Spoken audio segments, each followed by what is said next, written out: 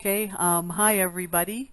It looked like Betty was having trouble with her mic for a period of time there, not quite sure what's going on. So hopefully you all are able to hear me. It looks like it's working, but if not, put in the public chat note that you're unable to hear me. This is Jean Kelscher. Good morning and welcome to When to Stop Driving and How to Talk to Your Loved Ones About It. Today's webinar comes to you from the Wisconsin Council of the Blind and Visually Impaired. The Council is a private, not-for-profit, community-based organization. We provide services, advocate legislation, and educate the public. You will have an opportunity to ask questions at 2 times during the webinar. You can type your question or comment into the box in the right side column and press enter on your keyboard. The question or comment will appear in the public chat box where all participants can see it. You can enter a question at any time this way. If you have a microphone and want to speak your question, press and hold down the Control key and a raised hand will appear next to your name. Do this when the speakers ask for questions. You will hear a bleep sound when it is your turn to talk. Only one person may talk at a time. If you need to leave before the end of the webinar, simply close your web browser or go to the File menu and down to Exit. The webinar will be archived and you will receive a link early next week. Okay, so let's see, Jane has sound back. That's good. Justin also was reporting a little bit of sound problems. So those of you who are getting inconsistent sound, hang in there, and hopefully it does return.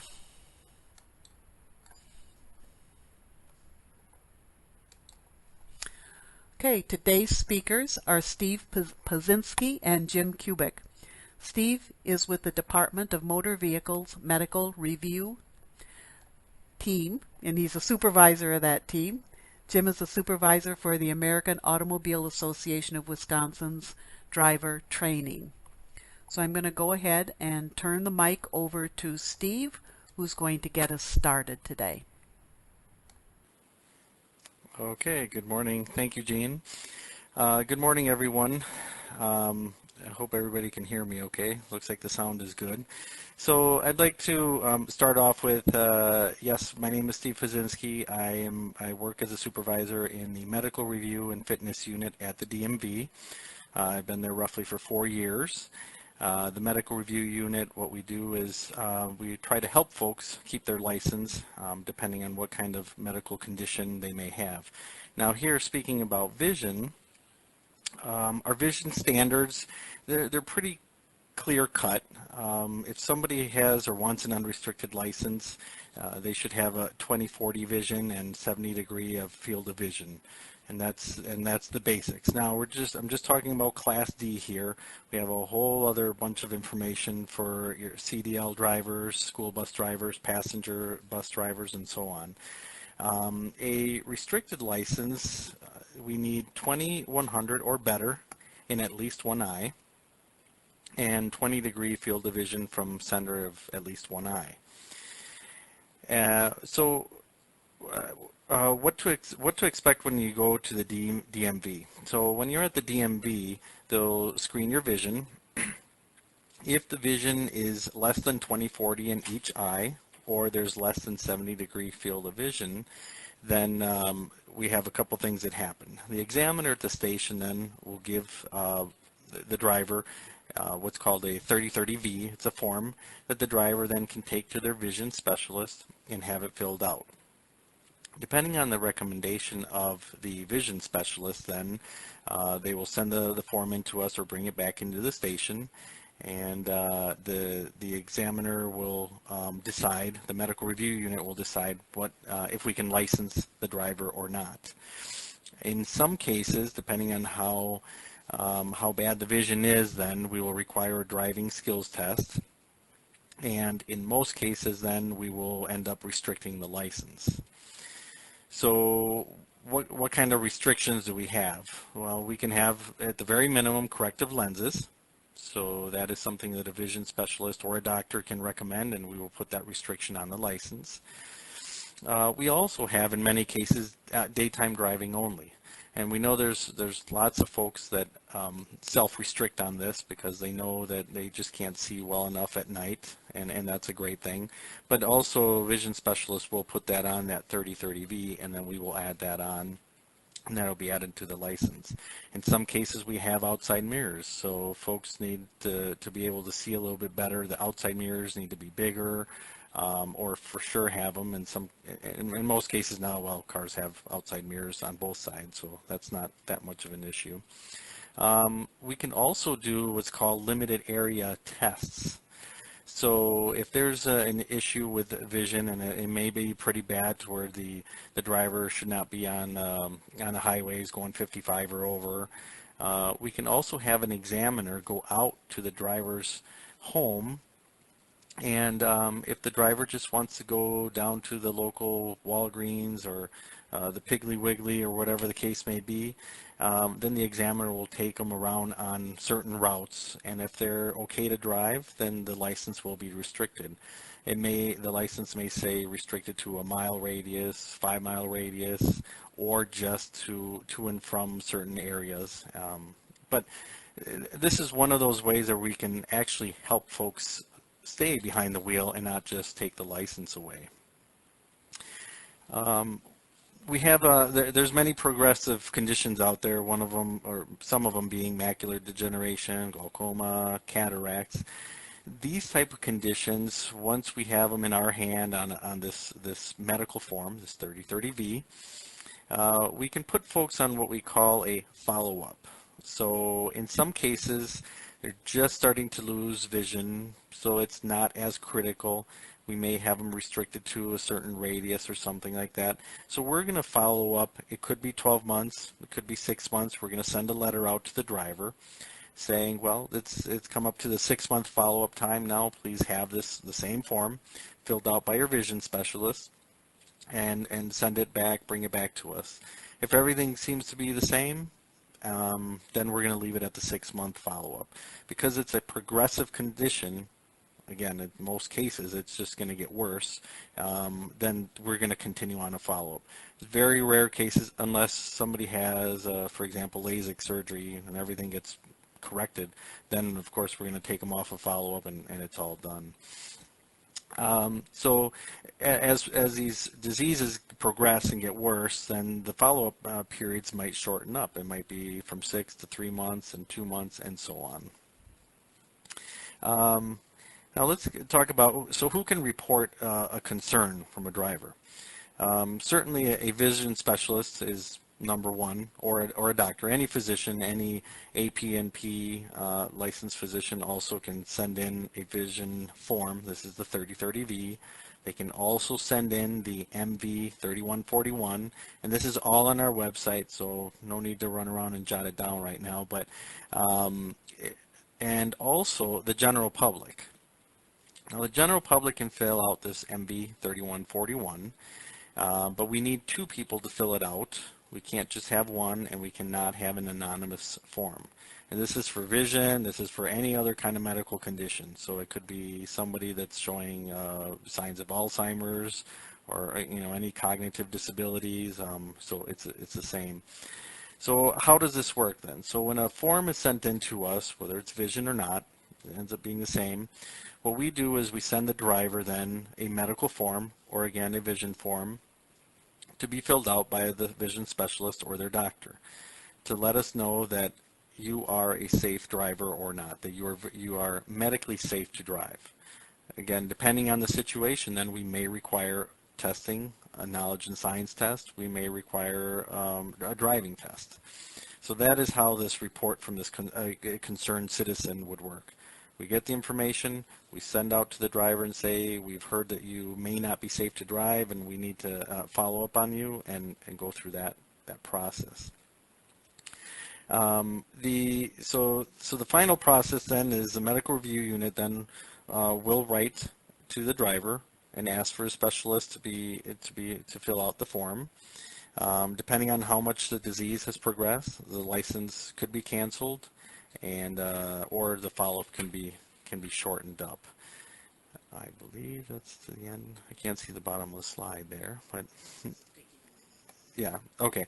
So yes, the process of taking away the license then is pretty much just what we need to know is from the doctor, the physician, or the vision specialist, is this person safe to drive?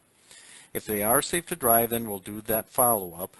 We'll follow up with the person in 6 months or 3 months, keep on shortening it up until the moment that the physician or the vision specialist says this person is no longer safe to drive. And when they are no longer safe to drive, then we will cancel the license. We will offer then a free ID. You can go in at anybody at any time can go to our website and apply for a free ID as long as they are voluntarily surrendering their license. We will ship them a free ID, and if you're over 70, that ID is a non-expiring ID. It'll go forever. Okay. Okay. So now I would like to open it up for a few questions, and I will hand over the mic now. I had a question about, so you can't submit an anonymous form, but do you remain anonymous when your team gets back to that individual?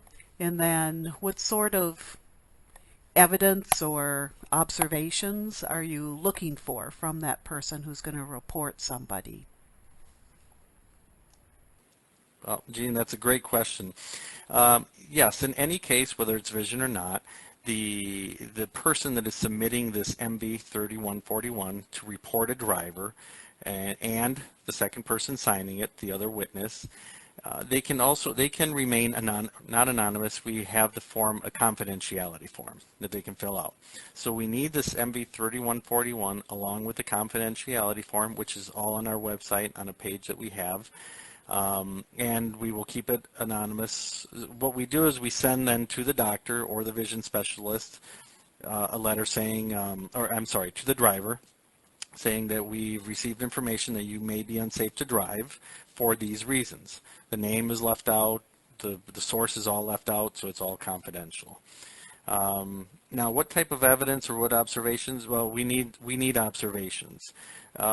We do get some forms sometimes that just say that this driver is too old to drive, and that's it. Well, unfortunately, that doesn't work because we do not license based on age, so it doesn't matter what the age is. So we need true observations. You've seen the driver pull out of the driveway and almost hit children riding their bikes on the street. And you've seen it, and your neighbor has seen it, or your sister and brother have seen this.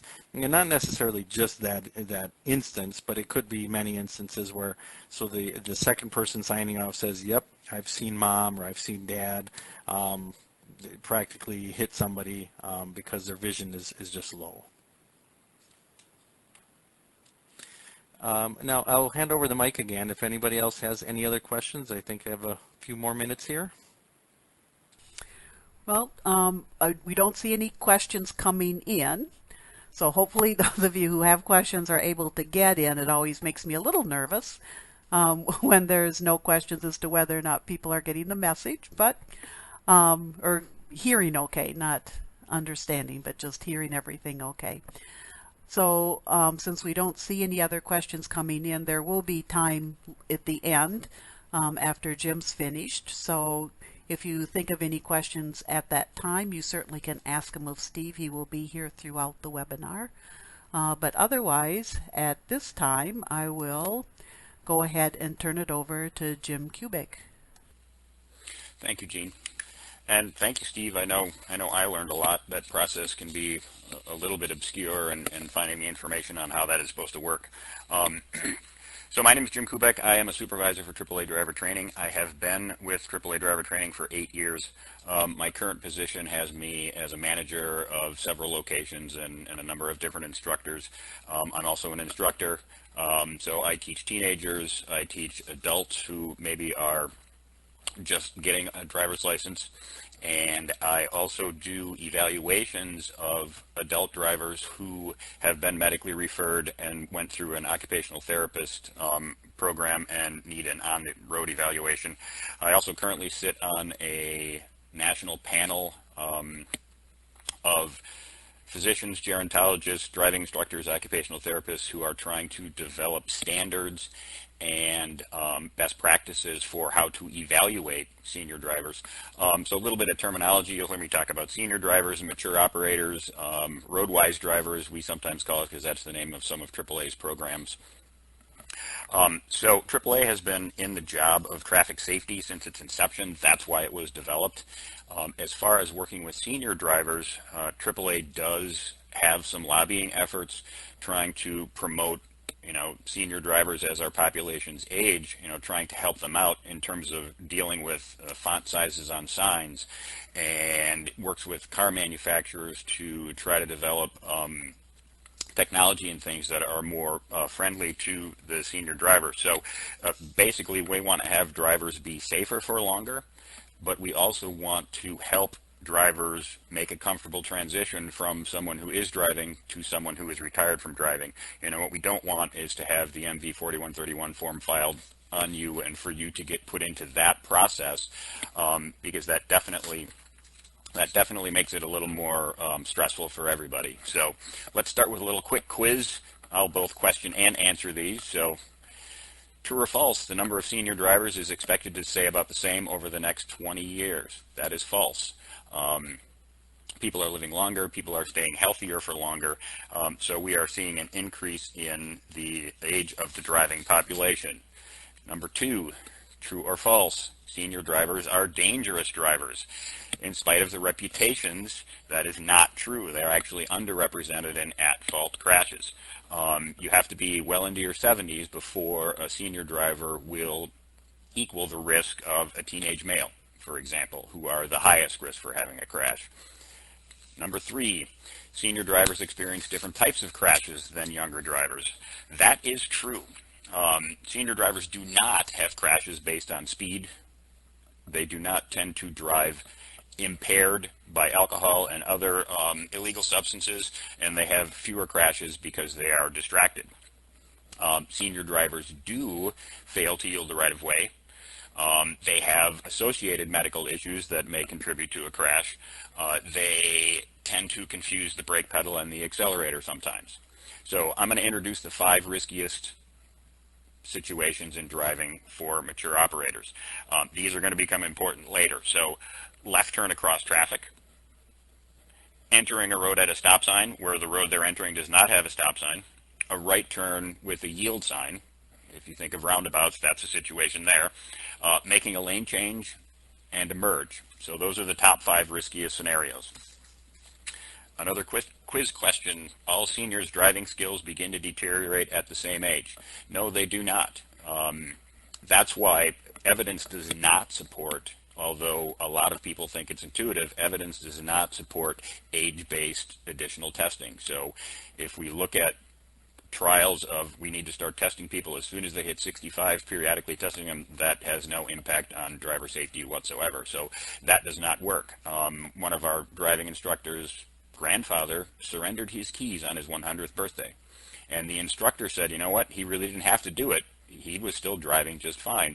And I know people who are in their 50s who probably shouldn't be driving, and even younger than that. So the changes are going to happen to each of us on a very individualized basis. There are actions, quiz question, seniors can take to help extend their safe driving careers. Yes, that is absolutely true. There are things that we can do. And I'll talk a little bit about those before I get into retiring as a driver. So we'll look at assessment, education and training, and when to retire. So for assessment purposes,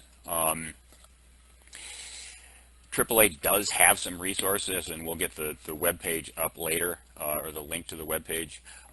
Something called Roadwise Review, which is basically a self-assessment.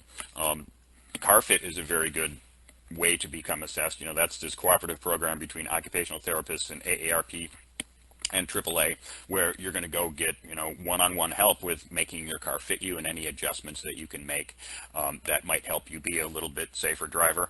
Occupational therapists also come in terms of getting assessment if you think that that is an intervention that would be helpful. Education and training. So AAA does offer training programs, and I teach them. I actually teach the other instructors who teach these programs. It's called AAA's RoadWise Driver. Some of the things that we talk about in the RoadWise Driver class, and it's a really good, just plain refresher on all of driving. There's a 4-hour version and an 8-hour version, and I really enjoy doing them. But technology in vehicles, getting mature operators, RoadWise drivers updated on how to use technology, including something as simple as anti-lock brakes, which most of us did not have on the cars that we learned how to drive on, and are still driving kind of the old way rather than pushing the pedal and letting the anti-lock brakes take over. Some other changes that we have made, I can help a RoadWise driver adjust their mirrors a little bit better to get rid of some of their blind spots. The RoadWise driver classes do a really good job with showing some exercises to increase mobility and help with things like blind spot checks and turning our head, and I can give you little tricks. Airbags are a great technology, but when they were introduced, we really didn't take into account the fact that where most of us keep our hands on the steering wheel is incompatible with using an airbag. So if you drive with your hands at 10 and 2 and you have a crash and the airbag deploys, your hands are highly likely to get knocked off the steering wheel, causing some injury, especially to a mature person. So our hand position has dropped down to 9 and 3. So those kinds of things are things that we can do to help people extend their safe driving career, because that's really what we want. Surrendering the keys is a tough thing to do, and we want safe roadways. Some more education and training. The AAA website does have something called RoadWise RX, and that is a very simple program where you can type in whatever medications you are taking, and it will give you a result in terms of how that may or may not impact your driving. It's a really useful resource. So the Wisconsin Department of Transportation and the Division of Motor Vehicles, they have all kinds of pamphlets available for all driving situations. In how to go on ice and snow is one of them for winter driving. A lot of these mimic things that AAA offers as well. Or how to handle, all about roundabouts is the roundabout one. The Wisconsin DOT's website is also fantastic. It's extremely comprehensive, which can make it a little cumbersome to use in some cases, but if you need the information, it is there on the DOT website, and it is all very good. Car dealerships are a possibility. So I recently met some people who purchased a new vehicle, and they were on their way the following weekend on a Saturday to spend 2 hours at the car dealership. They just hold a class with all people who have bought a new car for them that talks about the technology in that vehicle, how to handle it, how to use those kinds of things. So those resources are all out there. So the retired driver, planning for continued mobility, retaining some control over decisions is a good thing. We all know that. We want to increase your mobility options. How can we do that? Maintaining normal social connections and enhancing quality of life. These are concerns that many senior drivers express to me when I interact with them. They're worried about not being able to get where they want to go when they want to go there. So we need to talk about that, but I think the important part is if you don't plan and it is sudden and you get the form and you are referred to the DMV, that becomes a lot greater stressor than I think is necessary. So the National Institutes of Health estimates that we will all outlive our ability to safely operate a motor vehicle by 11 years. So we need to plan for a decade worth of not driving. On the low end of the estimates, I have heard 6 years, but it is at least 6 years, that probably more like a decade or 12 years, that we will all have to plan for not being able to drive ourselves. So for the retired driver, here is the web link for AAA, and yeah, I think we can. Gene's gonna pull it up for us, and I can talk a little bit about what's at the top before I continue.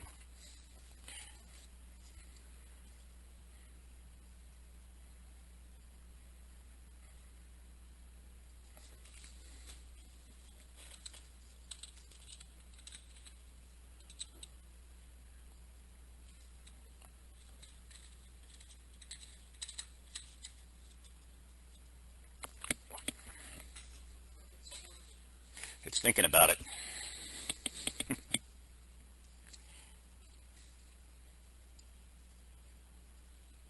I used to have on my computer the spinning circle. I used to have the little somebody eating a cheeseburger. So I would take the bites out of the burger.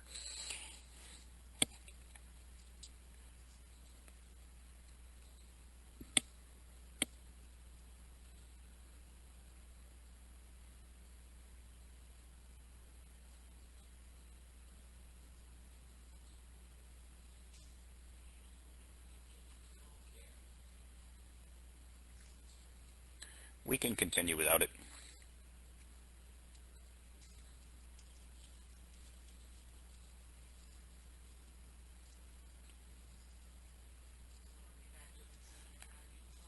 I am not seeing the slide.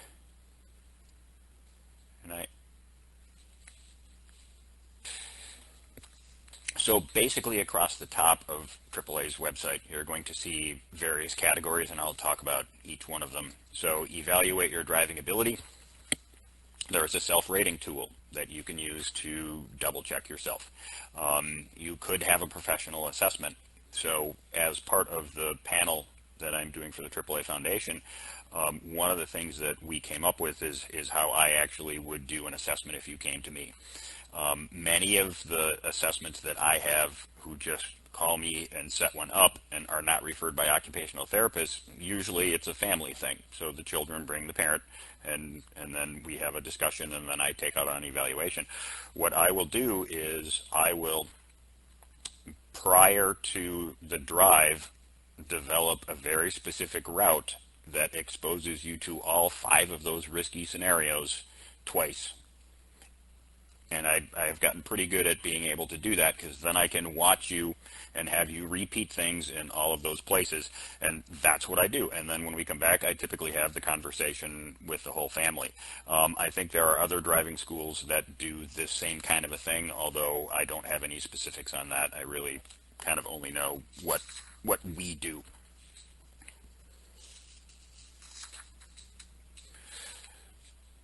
So understanding mind and body changes is another category on AAA's website, and you can get information on vision, hearing, reaction time, and just mind and cognition.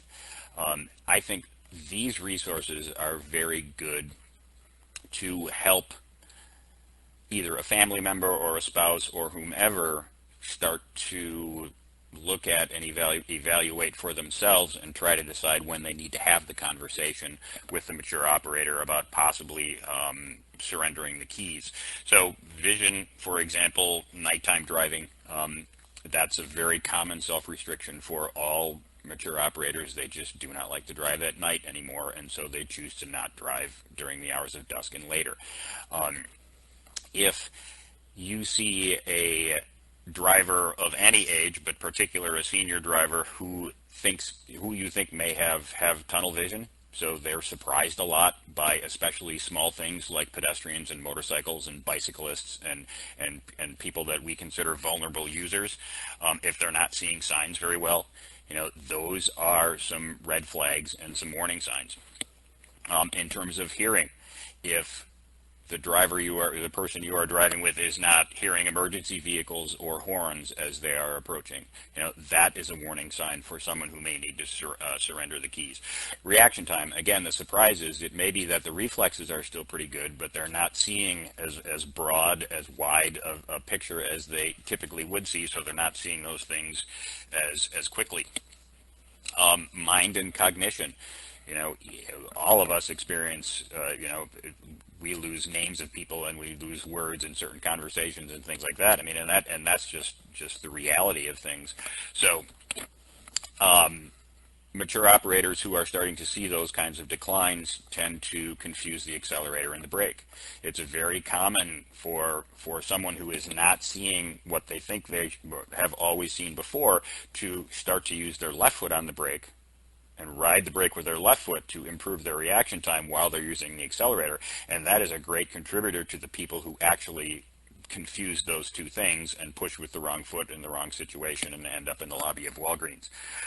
So those are some kind of things that if you're riding with someone or you're observing someone drive, if you're starting to see these things, then they are all red flags.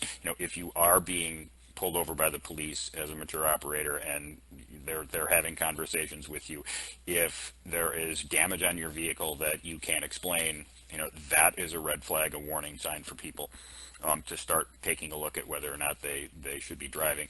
If people are honking their horn at you a lot, if there's cars stacked up behind you on a regular basis and you're not recognizing the need to either turn or move over or let them pass or increase your speed, these are all things that can tell us that perhaps we need to start talking about moving on to being a retired driver. So up until that point, improving your driving skills, prepare for a drive. I mean, it's something that we all should be thinking about. If we've driven for 30, 40, 50 years and we've never had a crash or a close call, our ability to evaluate how risky driving is erodes. It's just human nature. Every time we get behind the wheel of a car, we don't recognize that it is really the most dangerous thing that we do on a daily basis. So, and there are everyday challenges and bad weather, and these all contribute to some of the self-restrictions that mature operators tend to impose on themselves, not driving during rush hour, not taking certain routes, not driving on the belt line if they don't have to, if that's something that makes them uncomfortable. So another category on AAA's website is resources for family and friends. So you can click on know when to be concerned, and it will reiterate a lot of the things that I just said. There is a category of conversations about driving, how to approach this as a subject, because it is a really big deal. And then there is a category of helping seniors stay independent. Some of the most accepted explanations that I have heard people use, this is typically from a child to a parent, is the financial one. It could be a $500, $600, $700 savings per month to not have a car. In some places it's more difficult because your public transportation options are more limited than in other places, but in other places it's very, very easy to get around. So on AAA's website, the retired driver, maintain mobility and independence, other ways to get around. There's a big button you can click that find local transportation alternatives, and that's a work in progress. It doesn't have as many resources as I'd like it to have for our individual state, but you can click on that and put in your zip code, and it will give you some options in terms of where to turn for help. So this next slide violates all rules of PowerPoint Anywhere for the number of characters that would appear on a slide, but I just like this so much that I wanted to put it up here, so I reminded myself to read it. The Wisconsin Association of Mobility Managers, and I have worked with several of them on a kind of a work group that's trying to solve some of these issues. But I just like this quote: mobility managers in Wisconsin operate shared ride taxi services, intercity buses, local transit and paratransit services, teach people how to use transit, coordinate trips between agencies, manage volunteer driver programs, educate communities about transportation options, organize van pools and carpools, run one-call centers, and much more. If you need to get from where you are to anywhere else, a mobility manager can help you find the most efficient, the most cost-effective, or the most creative way of making the trip. So basically, if you need to get around, and you should talk to one of these people. And it's a county thing, and so they're all over the state. And so this is their website. And I think, Gene, if you want to try to get that one up, we'll try this one more time, and it will show you just the state of Wisconsin, and you would just need to mouse over your county. There it is. All right. If you mouse over your county, it will pop up with a contact person who will be able to help you. I'm sorry?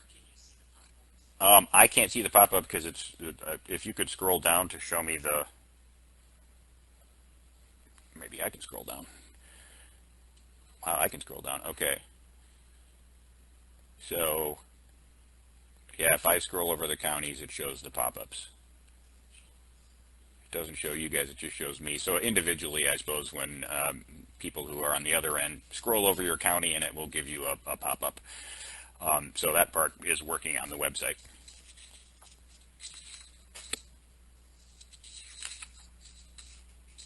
So some other resources: the Greater Wisconsin Agency on Aging Resources, Inc., so gwar.org. the Bureau of Aging and Disability Resources, that's Department of Health Services, the Wisconsin Department of Human Services, all these places have their own website. The ADRC, Aging and Disability Resource Center, that's a county by county thing. In the Madison area, it's daneadrc.org, and the general website for the state is dhs.wisconsin.gov ADRC/ADRC.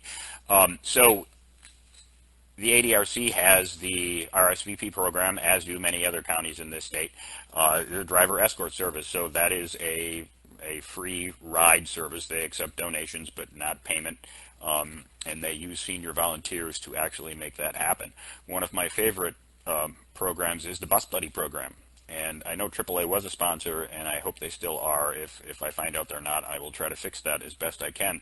But that is a program where it's just you take a day, and there is a person who coaches a group of senior drivers how to use Madison's public transportation system. And you go places throughout the day and just figure out how to use Madison's bus system. I think it's a really, really good program, and everybody who I have heard use it has been really, really pleased with just the social aspects and the learning aspects. So thank you very much. I will throw it open for questions and turn my microphone. There is one question in the chat room. Roxanne asks, can you be deaf and still have a license? So I'll turn that one over to, sounds like a Steve question. Okay, yes, Roxanne, yes, you can be deaf and still have a license. There are no restrictions other than for a commercial license, but a regular Class C driver can be deaf. Mm-hmm. And I had a question to Jim about just starting to talk with your parents about the possibility of driving less or giving up their license, and just how to get that started that doesn't just create a lot of angry people. That's a very good and difficult question, Gene. So I think it varies from situation to situation. If you can start the conversation by pointing out damage to their vehicle, that's a pretty good introduction. You're approaching it as, all right, we're not talking about taking your license away today. And I actually have to have this conversation with a lot of senior drivers, because when they come to me for an evaluation, not knowing the process, they tend to think that I'm the one who's deciding whether or not they can keep their driving privilege, and that's not me. That goes through a whole other process that has to do with Steve. But I think starting the conversation that way is, I've noticed that I noticed that you started using your left foot on the brake. Why is that?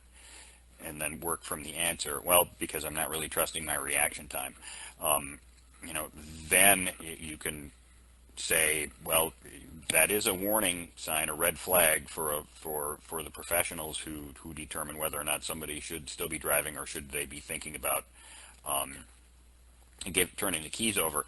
I think too, if you think in terms of a long-term process, if you intervene early and start to help your parent modify their driving. So for example, the number one crash for senior drivers is a left turn across traffic. They don't see the oncoming vehicle. They misjudge the speed and closure rates. They turn left. We have a very high impact T-bone crash. We can solve that problem by going one block farther and turning right 3 times. I just made a left turn across traffic without turning left across traffic. That actually can be more efficient as well, because you may not have to wait for a red traffic light, because you can turn right on red, turn right on red, turn right on red, and you're heading in the correct direction. I think if you start early with the education process, then it's more likely that a parent or any senior driver will recognize that, hey, my skills, they're really not as good as they used to be. I maybe need to start thinking about giving up my keys. Okay, I just wanted to add on a little bit to what Jim was saying. As far as the DMV is concerned, we always encourage folks that are calling in, whether it's the spouse or the children, to always start on, and we refer to the AAA website. There's, and I believe there's videos on there, on that you can share with your parents, but always start that way first before sending in a 3141 and trying to get their license taken away. So, I mean, it's really important. So that's just one little thing I wanted to add on there. I think we have something here from Betty saying, if a person is mailed a letter from the DMV prompted by a MV 3141 questioning their driving ability, what will happen if they ignore the letter? Well, just DMV is the same thing as the IRS. Do not ignore the letter. The letter will say that you have 30 days to take this to your doctor or your vision specialist and please have it filled out. Otherwise, we will cancel the license.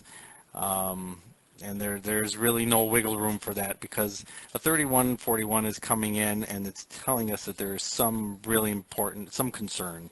So do we want to let a driver out there for 30, 60, 90 days just driving around if they possibly should not be driving? We don't want to do that. So, but we do give some time, and depending on the 3141, if it's sent in by a police officer or a doctor that says this person is really a danger to society, then we might shorten that up from 30 to 20 days, because we really want them to give us an answer on what the medical concern is. So if you cancel their license, how does the person then know that their license has been canceled? Does anybody ever go to them, or?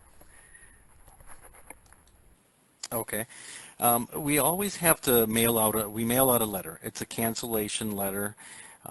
So if we are canceling, you will get a letter in 2 to 3, 4 days. It says your license has been canceled for XYZ reason. So there's always a reason for that. With that also, you still have rights. Okay, so the DMV can't just cancel a license for no reason without giving you another option. You always have an option to get another medical filled out, a second opinion, more information sent to us, and we will always take that into consideration. If there's a reason why you should not be driving, and we will then determine that, and because we are the licensing agency, you also have an option to provide information to the Medical Review Board, which meets once a month in different locations throughout the state. And we provide this board then the information, your medical information, anything that's changed, better, worse, and so on. And then they will make a recommendation to us, the DMV, on what we should or shouldn't do. But there's always an option to provide more information and get your license back. We also try to, as Jim was saying, we want people to have that mobility, those options out there, and it's not about taking a license away. It's how can we make it easier for you, with whatever condition it is, to keep your license. And if it's doing a limited area test, just keeping it within a couple miles from home or less than that, or not going on the highway, or no nighttime driving, then we can restrict it to that and have folks keep their license. So Erica, it looked like you raised your hand with a question. So if you have a question, you can just hold down the control key while you speak and then release the control key when you're done. Okay, thank you, Jean.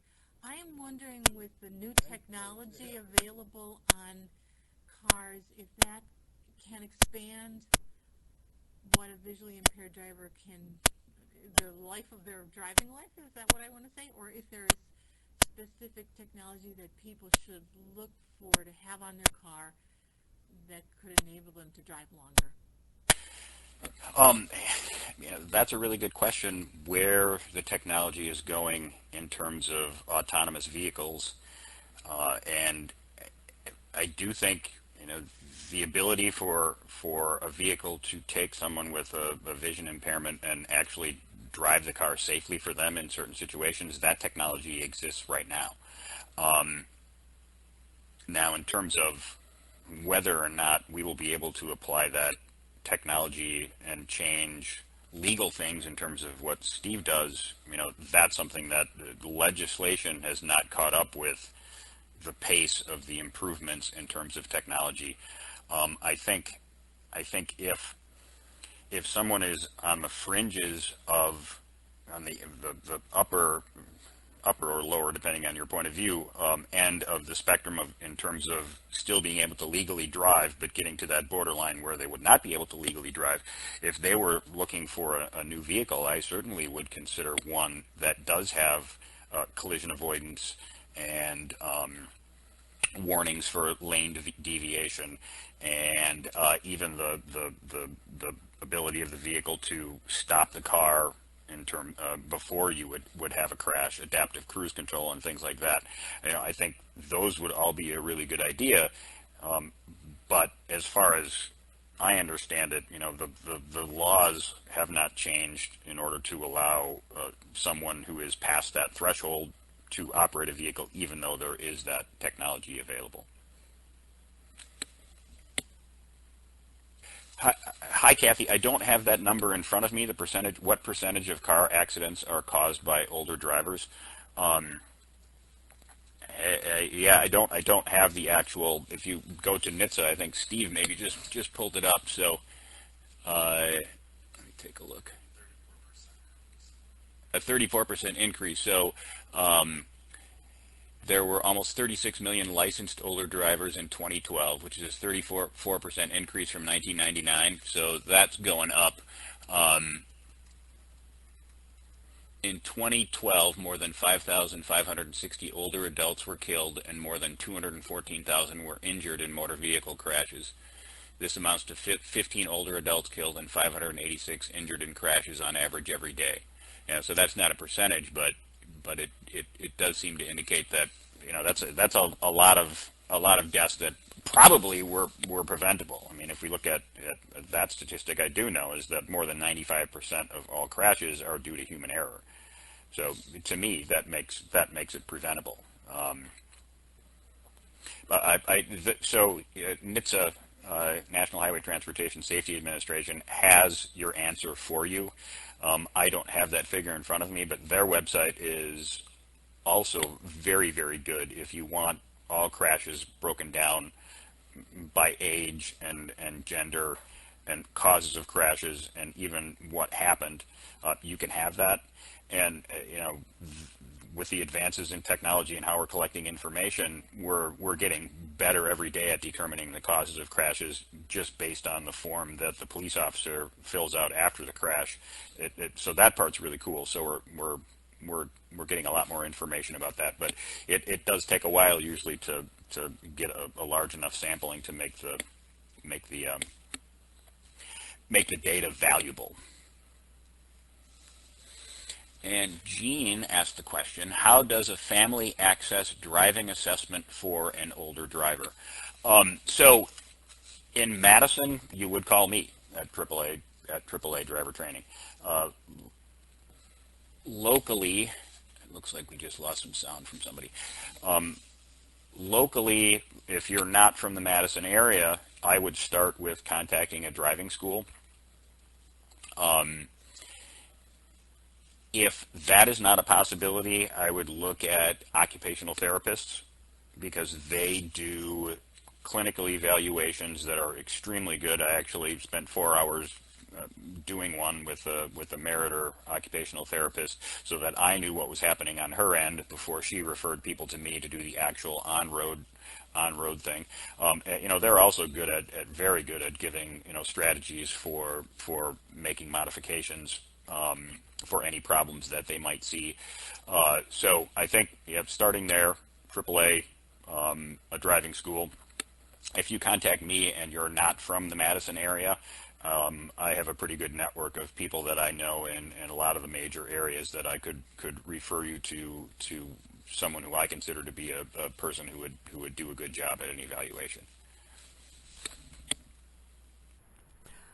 Betty, you had your hand raised like you had a question, but there was no sound that came through. So I'm going to turn off my mic and let you take another try at it. Alrighty, so she let us know that she didn't have a question in the chat room. Thanks, Betty, for letting us know that. Any other questions? Okay, I don't see any more coming in. Jim graciously offered that people could contact him if they had some additional questions, and Steve as well. And I know that Jim's email and phone number are on your handout that you all received. I sent an email right before the beginning of this webinar that had both the PowerPoint and the handout on it. And what I'll do is I'll get Steve's contact information also and add that on, because there'll be another send out of those things when we send out the information about the archived webinar. So do ask questions. We'd shown you the Mobility Manager site, but actually the DMV had a by county listing of transportation, alternate transportation options for people who no longer could drive. And so there are several resources, and that's in your handout. The handout also contains links to AAA as well as AARP's information about the different driving programs and pamphlets and processes that are out there for families to go through to help get some answers for how to assist an older driver to move into being a retired driver. So a lot of good resources available on the handout with active links if you keep it in an electronic format.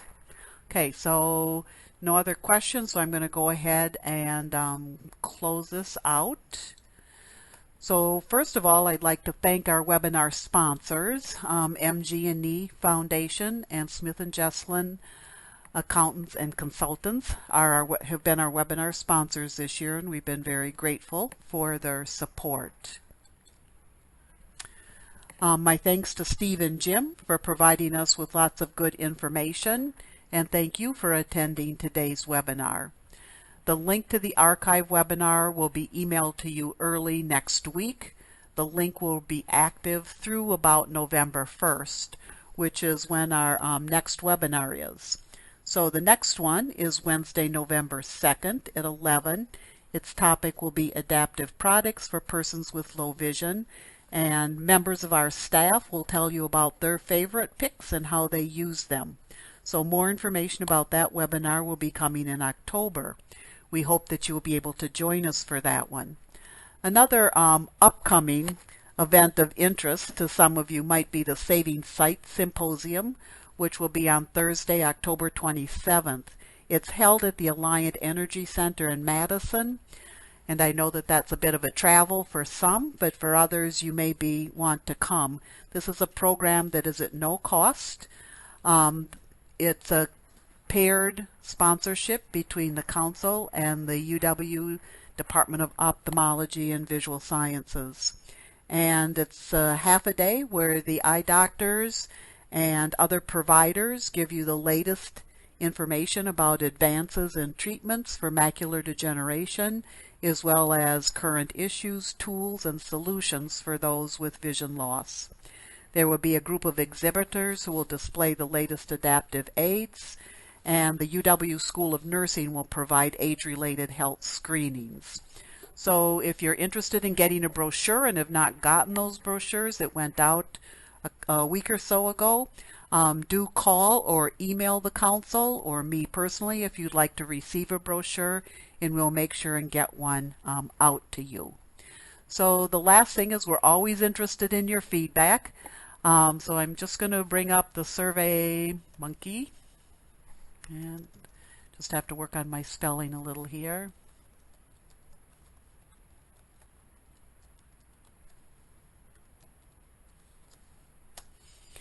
So this is a short survey, and we'd be more than happy if you would fill it out. Your responses are anonymous. They are put together in aggregate form, so there's no individual identification of who said what. So please let us know how we did and any other feedback that you can give. And Justin, I must have said the wrong date on the symposium. It's Thursday, October 27th, so I'm not sure what I said. Oh, he was just answering the question. Sorry. It is Thursday, October 27th. Okay, so I'll go ahead and sign off. Enjoy these last days of summer, and hopefully we'll see you in the fall at one of our events or at the next webinar. Bye now.